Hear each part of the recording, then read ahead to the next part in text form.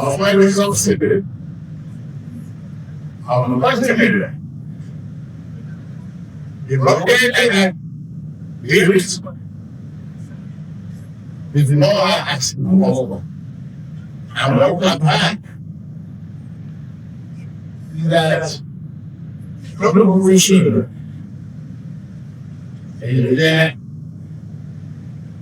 for where it's something. Good morning, good afternoon, good evening, good night, and wherever you're watching from. Welcome back to the Pivot Report. If you are new, thank you for joining us today.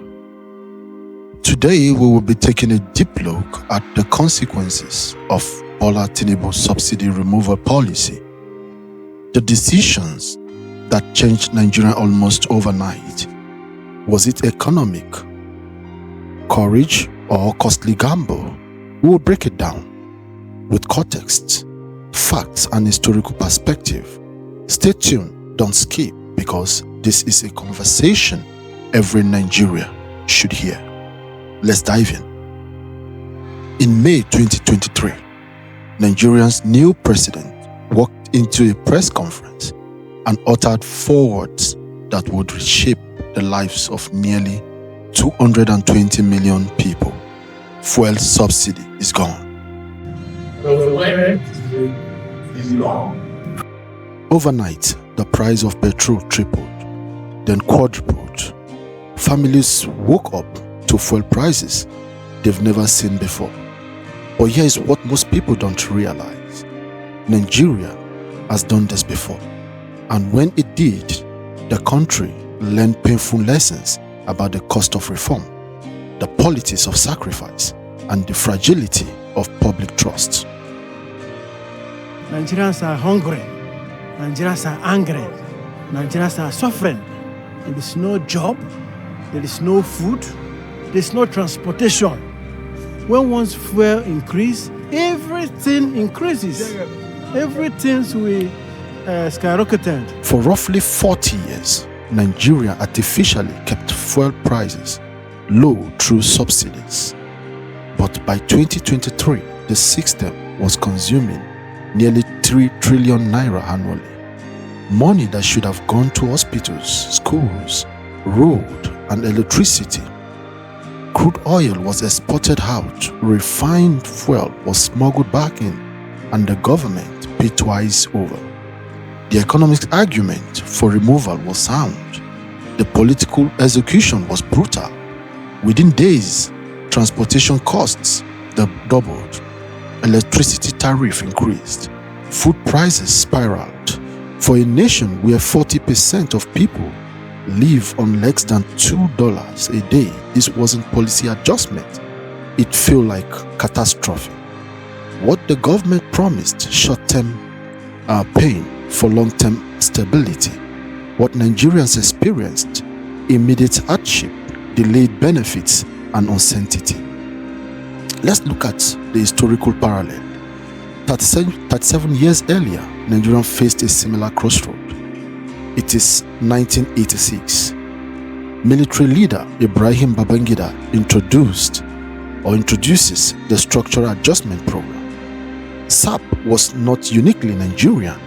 From Ghana to Zambia, African nations were pushed towards similar reforms by the IMF and World Bank. The script was identical: cut government spending, liberalize markets, let prices find their natural level, and growth will follow. But here is what happened next. The naira was devalued, price controls were removed. By 1987, the cost of living had skyrocketed. Hunger began appearing in urban areas, and Nigerians had a name for their suffering: SAP hardship. But here is the crucial insight. SAP was economically necessary. Nigeria truly did need those reforms. The problem wasn't the policy. The problem was the trust. Nigerians looked at their government and saw elites living in luxury while ordinary people starve.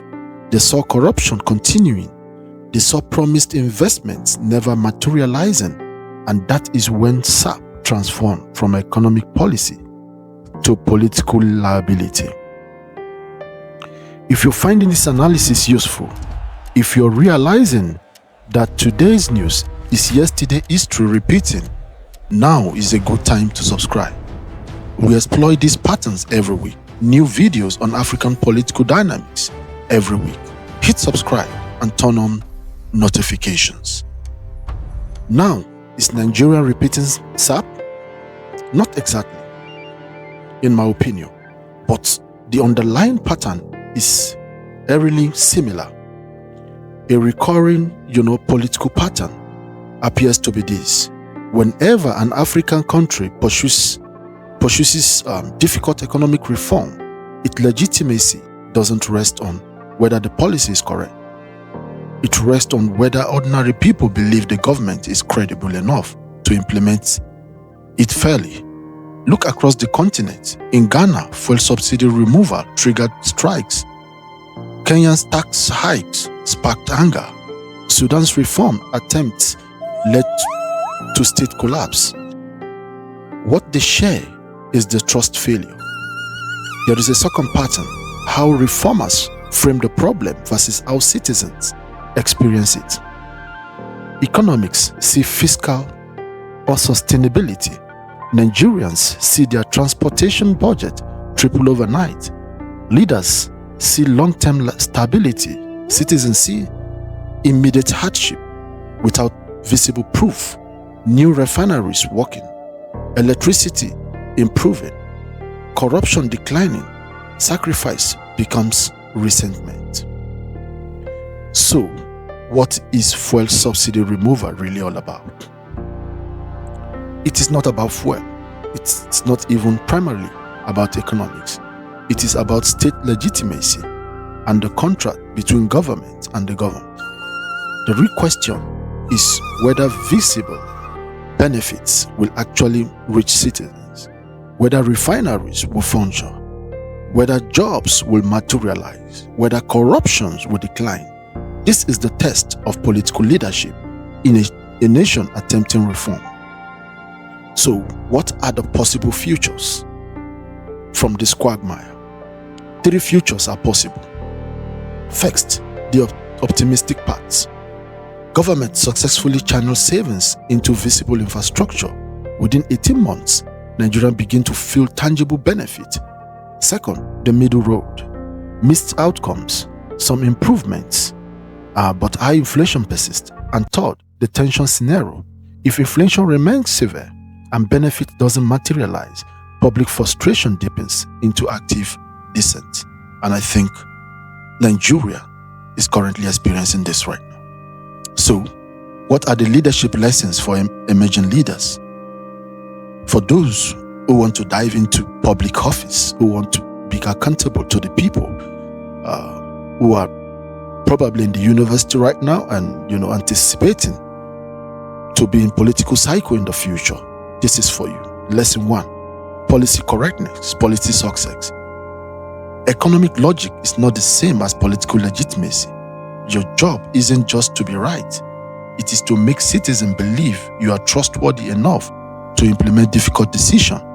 This requires communication, transparency, and visible commitment to shared sacrifice.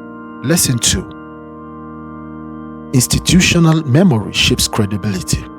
When Nigerians heard subsidy removal in 2023, they react to 37 years of historical experience. The public trust deficit stems from previous reforms that didn't deliver promised benefit. You inherit the credibility deficit or surplus from your institution's past. Plan accordingly. Lesson 3: timing of pain versus gain. Don't implement hard reforms, then wait to show benefit. Synchronize plan and gain announcement. A 6-month gap between the plan begins. Here is what we are building. Is too long for public trust to survive. Lesson 4: shared sacrifice must be visible. Make institutional sacrifice visible. Cut government spending ostentatiously. show that elites also bear cost. The appearance of fairness is as important as the reality. Lesson 5. Communication is about showing destination. What does success look like? How will people's lives improve? What is the timeline? Paint a compelling vision that sustains public support through difficult reforms. History never repeats itself in the exact same way. But if you pay attention, it leaves clues, patterns, and warning. And this is my closing shot. Nigeria has been here before. From the structural adjustment program of the 1980 to today's fuel subsidy removal, one lesson echoes through time. Economic reforms are never just about number on paper. They are about people, trust, sacrifice, and whether citizens believe the pain of today will lead to the promise of tomorrow. The real question is no longer whether subsidy removal happened. It has happened. The question now is, will this reform finally build a stronger economy or become another chapter in Nigeria's long history of painful promises and unfinished change? What do you think? Was removing fuel subsidy a necessary economic decision? Or has the cost been too high for ordinary Nigerians? I want to hear your perspective. Drop your thoughts in the comments below. Let's have the conversation. And if you enjoy deep political analysis that goes beyond the headline, connecting today's events to history that shaped them, then you are in the right place.